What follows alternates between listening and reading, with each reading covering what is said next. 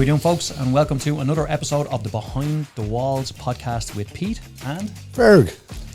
And today we have yet another expert on board with us. We have Mr. Eoin McGann from EMG Energy Consultants.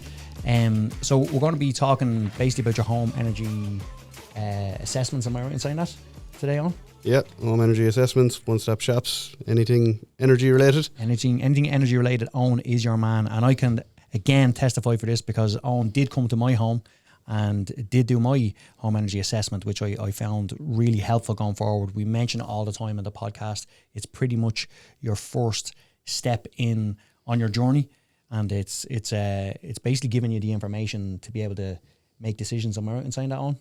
Yeah, so look, I suppose, are we the first port of call? Well, with the likes of Envirobeat and everything else, homeowners are going straight to the one-stop shop. They're going to book it in. Fergal and the team, they're going to, I suppose, look to see what type of house it is, where it's situated, what year of construction, what type of construction, so on and so forth. So then they'll contact ourselves in EMG Energy and we'll go out and visit the homeowner. What our initial job is to carry out the BR, the energy rating, find a starting point. How energy efficient is the house? What, I suppose, look, and the big thing is every house is different. Yeah. Everyone's circumstances are different. We all have wish lists, and I know we've spoken about the kitchen or the pantry or the extension, but really what people want is a warm, comfortable, cozy, energy efficient, low maintenance house. Yeah. So we see where the house stands at the time, right? So it has to be, for the one-stop shop, it has to be lower than a B3. So generally when we get out to these houses, they can be Ds or Es. We've had FGs, we've had everything. Yeah. But from there then we generate a roadmap. So the roadmap looks like if you were to insulate the attic and your starting point was G, would insulating the attic bring you to an F? Yeah. If you were to pump the cavity, would it bring you down to an E? And then you start looking at windows, doors, ventilation. Are there 4 or 5 chimneys, open fires in the house that could be removed? But it's really, as you've said before, the fabric first approach. So tackle the fabric, look at the elements that could be upgraded. From there on, you're looking to see what way you could heat the house. What's the best way of controlling it? And look at the icing on top is often the PV panels. So we've started at the F, we've done the attic insulation, and it's come into an E, walls, windows, doors, Cs. By the time you're putting in a heat pump, you're definitely at the B2, if not a little bit better. And then the solar PV, you're generating on-site electricity, and that can more often than not bring you into the A1. Yeah. So we're talking about a house that could be 60s, 70s, 80s, that now is better than building regulations, that could be on paper producing more energy than it's consuming.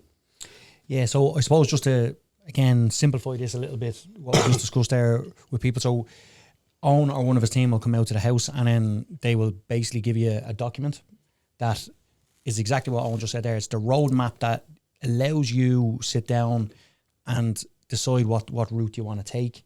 Obviously, it allows you to discuss with a one-stop shop or, make your decisions based off the information you've given. So it's a snapshot of where the house is at that moment in time when you visit. So it's a theoretical journey that you can then decide which route to take. Is that a good way of putting it? That'd be a good way of putting it. And SEI have even they've set out guidelines on what we have to produce for the homeowner.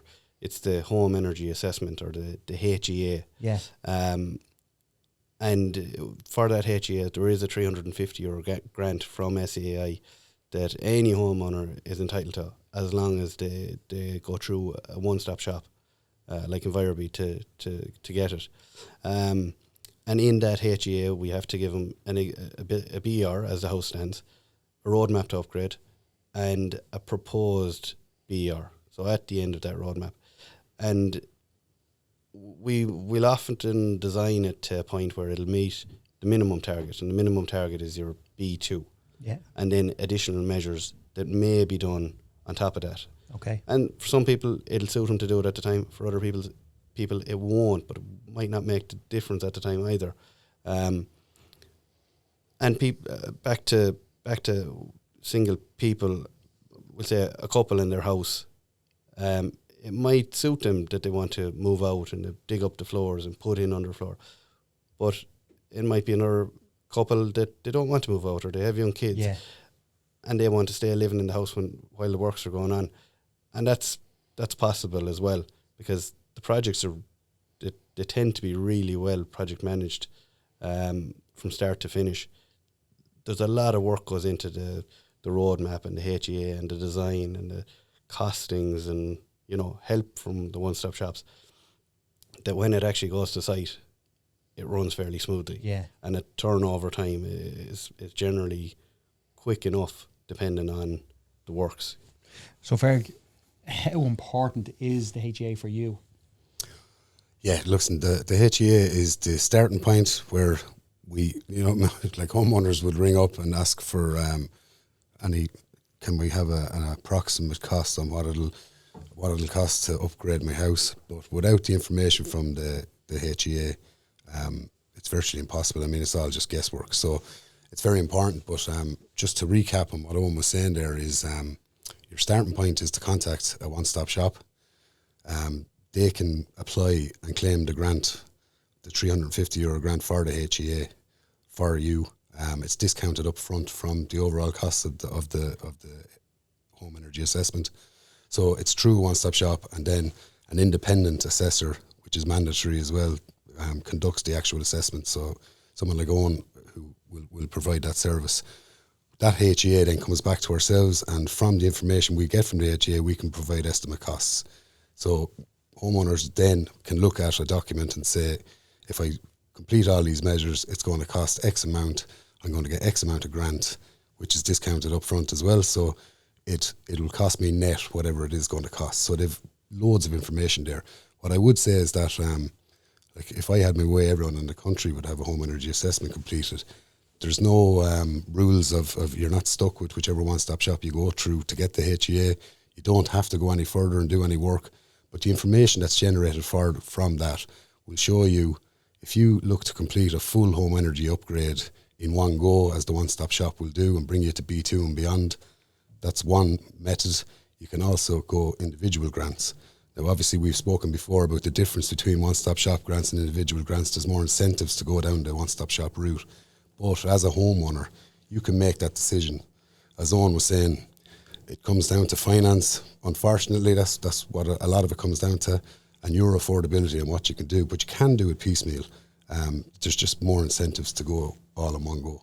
Yeah, and I think you made a very important point there earlier as well, on that every house is different, and that is the truth of it. I see it all the time. It depends what era your house was built in. If it was built in the 50s or 60s, it would have a certain type of construction. 70s, things started to evolve. 80s, things went mental. Then into the 90s and 2000s. So, the different generations of construction technology were changing, and different types of construction were happening. And there's just so many different options out there. So there is no kind of one fix all out there, really. So the home energy assessment for me gives people the information that they need to suit them bespokely for their own home. And I think that's the important part about it as well, because it's very easy to get advice on, certain things, but if it's not relevant to your home, the advice isn't relevant at all. So I was quite impressed when you came out to do my home. Obviously, look, I built my own home. It's 20 years old now, so the technology back then in comparison to what's now, and the regulations back then in comparison where we are now are different. But I was very impressed with how accurate you were with the information that you were able to see in your assessment. And again, I just would like to say to people, it's definitely an in-depth look into the construction of your home, but they're not looking at the interior of the home in terms of, they don't care if there's the house is lived in, it's going to be lived in. They're only interested in the fabric of the home. But your accuracy was on the ball. You were able to actually pinpoint exactly where my home was in terms of, the structure of the house, the style of construction that it was, and therefore you're able to give me that roadmap. Now obviously I'm in construction and I understood a lot of it myself, but it was actually great to see it because I actually sat down with my partner Sharon and we looked at it together. And as always, a husband can never explain something properly to their wife, but when we had this properly laid out in front of us, we were actually able to discuss it. And then Sharon was able to go, oh yeah, I can see this and I can understand it. Why didn't you say that? And I said, well, I did, but you just yourself. Yeah. So and that is a big part of it. Yeah. And the initial assessment or the initial survey, and we're calling it a home energy assessment, but the homeowner's input is so important. Yeah. Because we can go in and I can look at the construction and we can say that's 1970s and more than likely it's in Dublin, so it's going to be mass concrete, it's going to be this. But in reality, the homeowners live there. They know, they've come across literature at some point, so they know when the year of construction was. They've drilled holes in the wall for whatever it might be, or for whatever reason. So they know how it's constructed, which rooms are cold, what they think. So that feedback is really important. And what we always try and do is go in, meet the homeowner. I suppose we'll describe what the job is going to be. So we're going to draw up a set of plans for the house. We're going to start on the outside. We're going to photograph it, take plans, go in, measure the floor areas, ceiling heights, windows, doors. You're looking at insulation. You're looking at heating systems. We'll get a full feel for the house, and then before we leave, it might only be for 10 minutes, sit down at the kitchen table, and as we're filling in our survey sheet, we'll go through the floors, the walls, the different eras of construction, what they may or may not be, and then what's their wish list. Like, do they want, like, people will have preferences. Some people might want internal dry line, people might want external because they want a new look in the house, or they've just fitted a new kitchen or bathrooms. They don't want to go pulling the kitchens down to go dry line and so, like, it's to find the right mix and match that's right for the house, right for the homeowner, right for the whole situation. And it is a journey, and it starts in that meeting. Now, it may not go any further than that meeting, but at least you're getting a full feel. And without that, you can't give the right advice.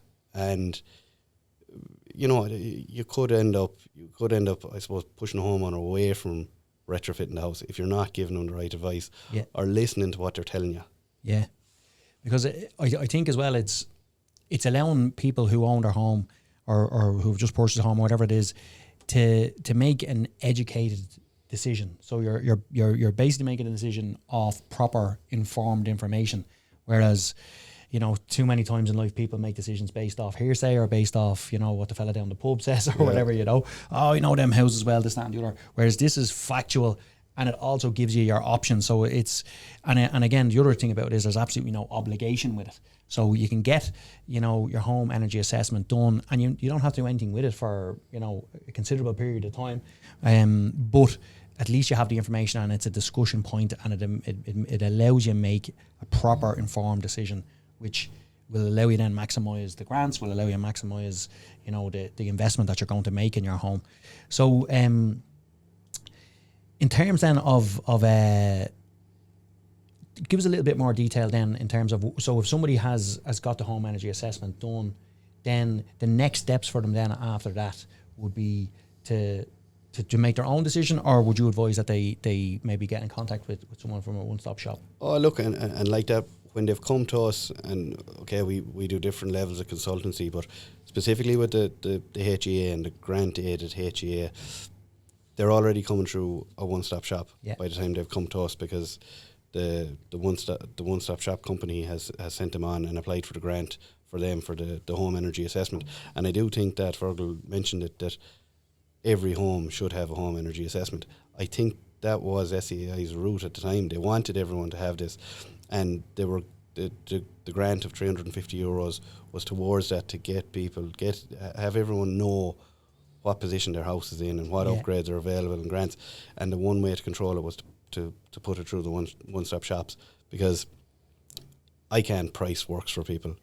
The way insulation and different products were changing over the last 2 years, we just couldn't give prices on upgrades.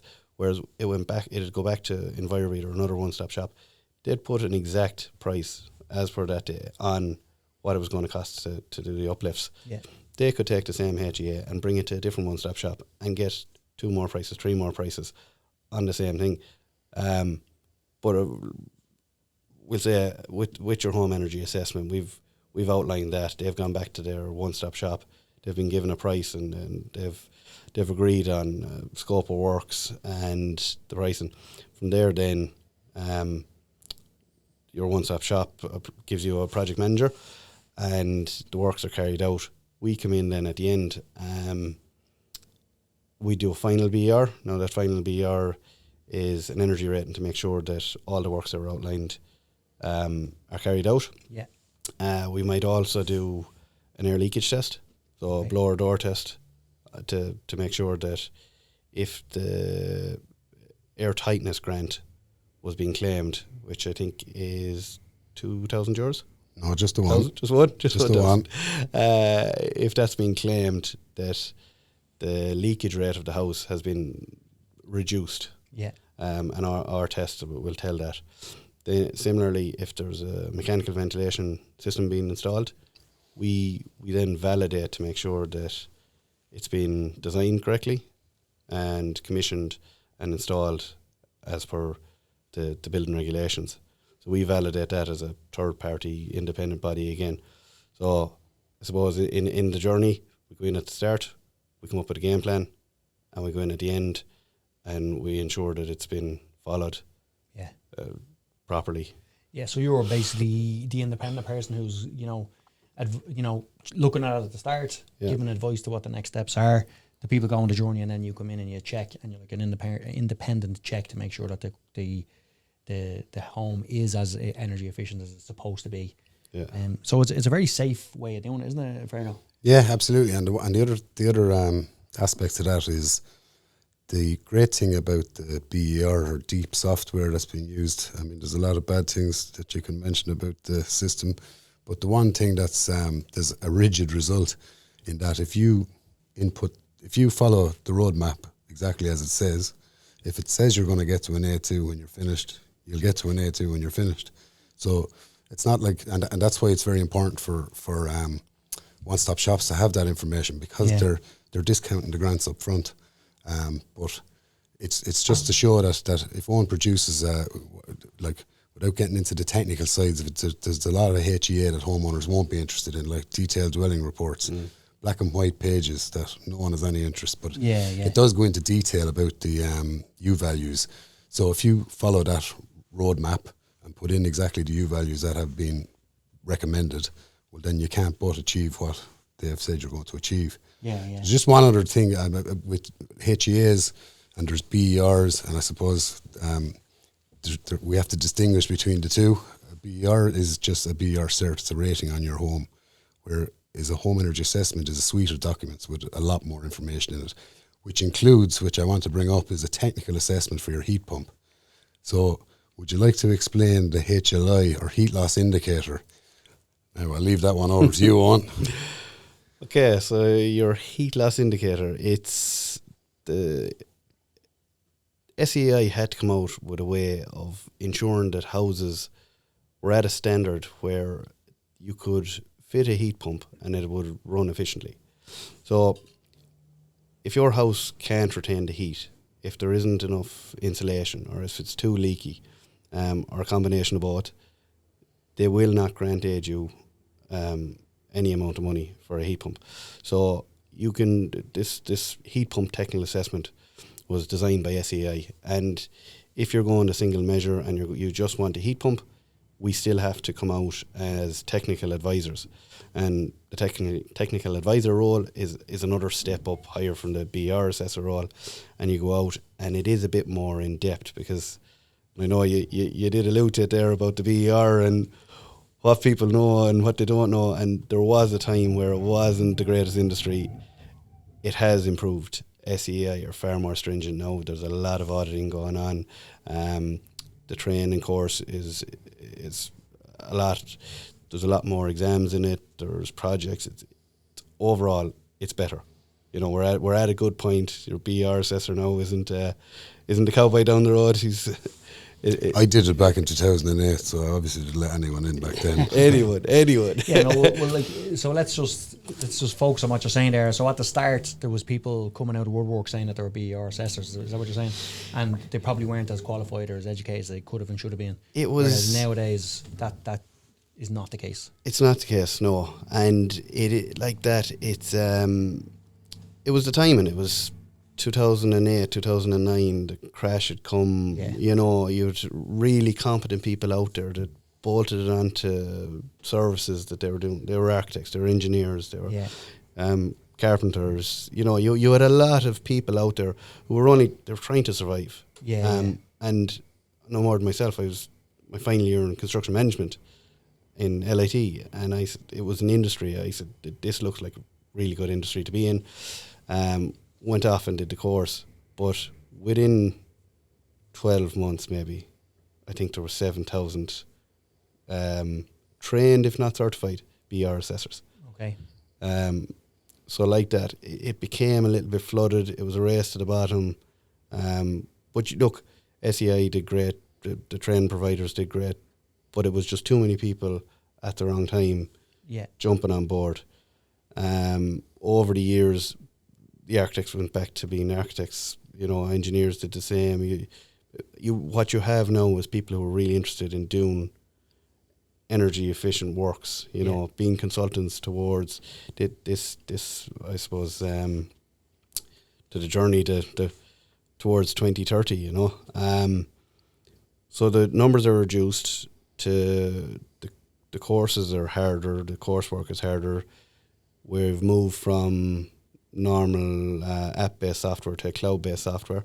So the minute I publish a BER, the SEI can review it online, and at that point, then if there were serious errors, they'd be able to pick up on them without even calling an audit. You know, so the industry overall has improved, no more than the construction industry. Well, I think that period of time was a period of time where, as you said, people were in survival mode. You know what I mean? Work had dried up. There was a lot of debt in the country. The people were literally trying to make ends meet, and they were diversifying into different areas. And this was I suppose, an element of our industry that looked as though it would have some, you know, work in it, and then people jumped on board. But I do think that the whole thing has evolved. Like, even if you look at where we're at in terms of the education and the knowledge that the everyday homeowner has, back then in comparison to now, like back then people didn't know what a heat pump was. You know, there was a lot of fear. There was a lot of, you know, people didn't even believe back then that, you know, that this would work or that it would be a good investment. Whereas I think people realise now, because it's been tried and tested and all the rest of it, and then you've got, you know, legitimate companies like yourself set up that, you know, are focused on doing this. You wake up in the morning and you do this all day, every day. You're not, you know, doing it for an hour or so a week to just fill a gap or make a few extra quid, you know. That's it, and you can see it. You can see it with the various shows that are on throughout the year. The Ideal Homes, the Self-Build show, the SEI Energy show. They're busy with people coming in who want the knowledge, you know, and they want the right people to give them the right knowledge and steer in the right direction. And they're coming in themselves.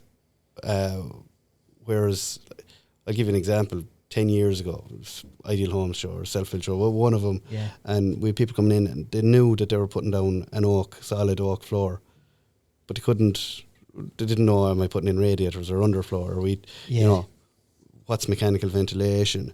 Now they're coming up and they're coming onto the stands and they're saying, well, I'm going with a full heat recovery system and I want to make sure that it can do this and so on and so forth. And you're nearly blown away and really impressed by how things have come on.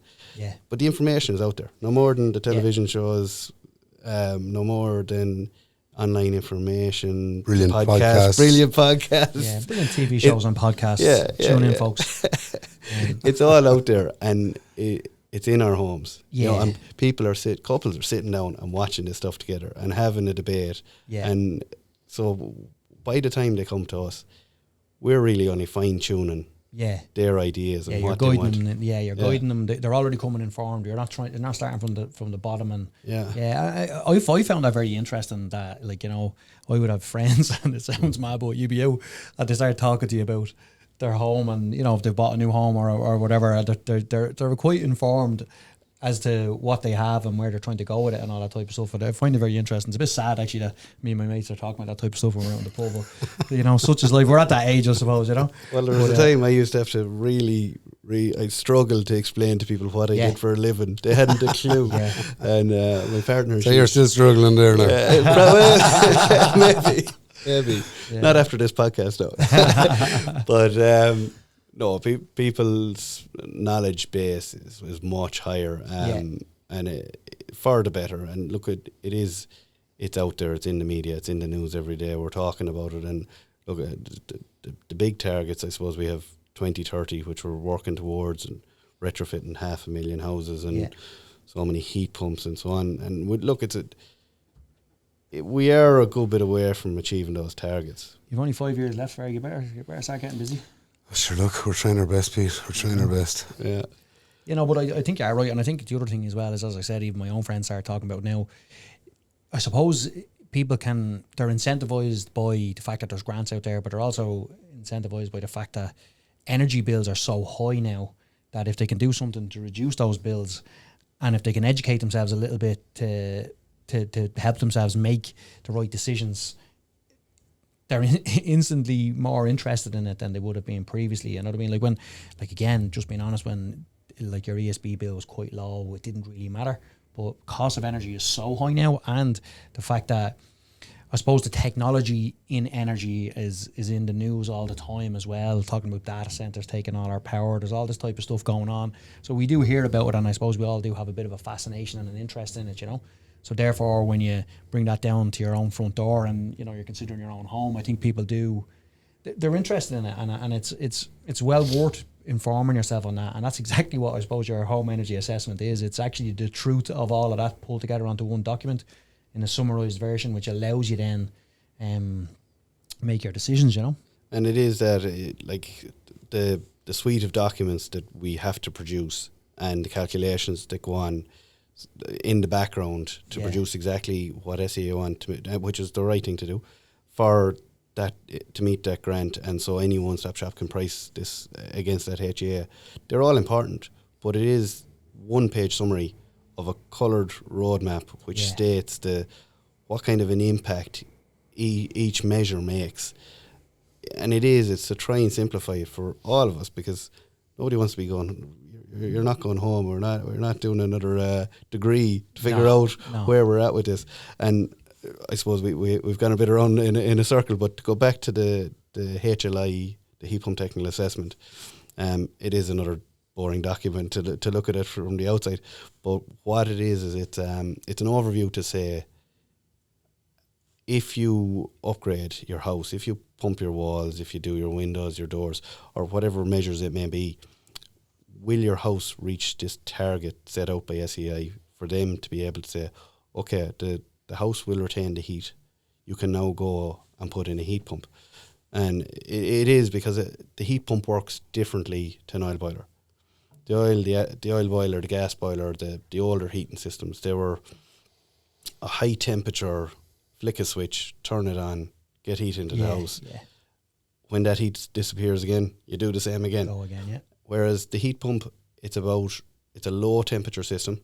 The lower the temperature you can run it at, and that's not air temperature, I suppose, that's temperature between inside and outside. The lower the temperature you can run that, the more efficient the same system is. So you want a house that's going to be, that has a relatively good fabric, that will maintain the heat that you put into it. Yeah. And that heat pump technical assessment is designed exactly for that. So your house, it's 20 years old. It didn't need, when we got there, you had done some works already. Yeah, So I suppose just to give people a bit of information, when I built my home, I suppose I was aware of the whole value of putting insulation into your home, because again, like 25 years ago, 30 years ago, people didn't care about insulation. It was way down the pecking order. And it took a long time for it to come up. So I suppose I was a bit early in the process, and I understood that putting, more insulation in than what was the regulations would be a worthwhile investment. So I did that even when I built it. But sure, within 2 years of me building it, the regulations changed, and what I had insulated my home to was below the regulations. So I had then gone in and I put more insulation in again, into the attic and into some areas as well. So I was delighted to get the approval from yourself on when you said, "Oh, you've gone above and beyond from what the house was originally," you know. And I suppose that was just based off my own knowledge. But when we got the document from yourself, it made the decision, because we had an oil boiler and we were changing it, you know, considering changing to an air to water heat pump, and your document basically made a no brainer, to tell you the truth, you know. And that's it, I suppose. We'll go out to a house, and if they've set this threshold at 2.3. Now, it doesn't matter really what the units are for the conversation we're having today, but 2.3, if you're above that, your heat loss is, the rate of heat loss is too fast. So we wouldn't be able to say that you'd be eligible for the heat pump grant. Whereas if you hadn't done any insulation works, you probably would have been at 2.5, 2.6. Right. You had insulated it. You were down that bit lower. I think you were below 2. Yeah. Just about. Yeah, which would look a good position. Now, the Heat Pump Association will say a heat pump will run efficiently up to 3. Yeah. SEI have to make sure that they're covering all bases, and they set it a little bit lower, which is only right. They're protecting the heat pump market, and ensuring that, you know, things that you're not getting people saying, "Well, I put in that heat pump under the grant and it's not working."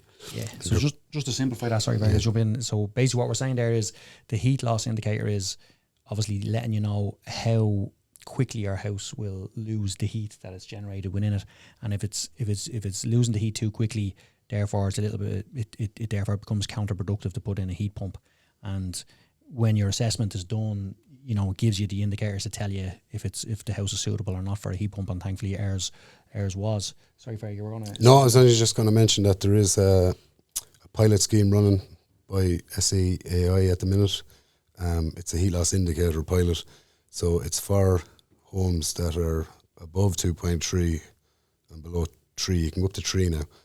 That's just in the pilot scheme, but that's in an effort to show that maybe heat pumps shouldn't be restricted back to 2.3. Maybe 2.67 mightn't run as efficiently as 2.3, but it might save you putting external wall insulation, which is expensive. So I suppose what they're trying to do is reduce the costs of everything outside of installing the heat pump. It's not just as simple as installing a heat pump. So, you know, it's not like a swap out. You might have to do some works. So it's trying to reduce those works. But anyway, just to mention that there is a pilot scheme for anyone that puts down above the 2.3. We always get to blame. Rightly so. Rightly so. It's like the air leakage test. You go in and it's slightly failing, and you say, but these 5 points, if you were to target these and maybe service your windows and improve this, but why did you fail it? So in the long run, you're trying to do them a favour to improve the airtightness of the house. But I'm not failing you, I'm informing you. Hard to keep everyone happy. So just, I suppose, industry in general, you're out there, you know, doing this on a day-to-day basis. It's a busy industry, but would you say it's gone into a bit of a transition at the moment with, I suppose, the geopolitical stuff that's happening? And are we going to see a big burst coming soon? You mentioned the targets earlier on that we have to meet as a country in 2030. What's your thoughts on the whole thing, on? I would love to see the big burst. I would love to see SEI improve grants and make them larger, you know, bring more people, I suppose, make it more affordable for everybody. And I suppose they have done in different ways, and there are, you know, you have your warmer home scheme.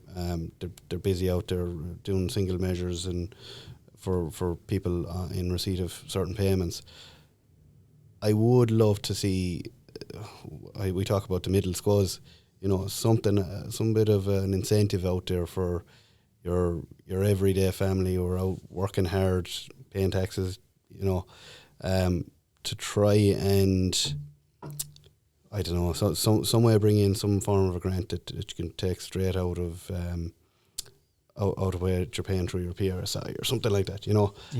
Will it ever happen? I don't know. And there's no point in us saying SEAI are going to improve grants after 2026. We have no idea what's going on with SEAI. you know. But we're getting closer and closer to 2030. I do believe, like, a lot of the one-stop shops now have built really well-run businesses who are capable of taking on this work. Contractors are out there, they're expanding, everybody's waiting for it, you know. And no more than ourselves, we're gearing up, and hopefully there's going to be the second part of the decade is going to be really busy out informing people, you know, talking to people, doing shows, making sure people are getting the right information. And like that, I think we're well on our way. What's your thoughts on all that, Greg? I think the energy industry is still a very small industry. It's growing, but it is a very small industry. I know you'd have a keen interest in apprenticeships and absolutely, and trying to get people into that thought process of I think that BER course is brilliant for anyone to do if you're interested in the energy industry. It's an introduction. It's a very good foundation for anyone that's looking to do anything in energy efficiency. I think it covers kind of all the bases, isn't it? It does. It's fine and broad. You talk about insulation, you talk about airtightness, you talk about thermal bridging, you know, without going too in depth into, you know, you're talking about thermal mass of different products. So it is now like that. I have 12 employees, and unfortunately you don't find BR assessors looking to come and work for us. You find engineers, people with degrees in pretty much energy, engineering, construction backgrounds, but have a keen interest in the energy sector. So they have a degree, they're coming in, and they're probably fairly well rounded in their backgrounds anyway. But it's nearly, and I know the whole internship thing was tarnished a few years ago in Ireland, but it is nearly an internship. It's 6 months from the day someone starts with ourselves to between getting hands-on experience while shadowing another assessor, a senior assessor, as well as training and going on to one of the SEI approved courses, which has to be done as well. It's definitely 6 months before you could confidently say they could even think about going out doing a simple BR for you know, because there's so many different types of construction out there, so many years of construction, different types of heating systems, you know, insulation, like just everything. So until you've done a couple of hundred BERs, you're not experienced, and you definitely haven't seen it all. Yeah, very good. So coming kind of towards the end of the interview, what's your final advice to someone who's listening here today? Owen, what would you say to them? Look, I suppose a lot of people, when they first meet us, say, I've been meaning to do this for years. Yeah. I think now is the time. Meet with one of the one-stop shops. Get that €350 grant. Get a home assessment done. And from there then, as you said, you don't have to do the works, but people, once you have the right advice, you can do it piecemeal over a few years, but at least you know where you're at and where you stand. Yeah. Anything to add there, Fred? It's important that home energy assessment is transferable so people can price around. I think there's 24 registered one-stop shops now. So obviously that's going to benefit a bit of competition. But it's important that they're transferable so that you can price around. And I'd advise, even though I'm working for a one-stop shop, I'd advise people to price around. It's just you wouldn't buy a car without calling into a few garages, would you? Yeah, absolutely. I know, look, again, as I said earlier, I got it done, and, you know, I am extremely knowledgeable in construction, and I, you know, could have very easily went, no, I don't need to get that done or whatever. I needed to get it done to get the application for the grant because of the age of my home. But at the same time, I was actually really happy that I got it done. I was very impressed with it. It was a very simple process.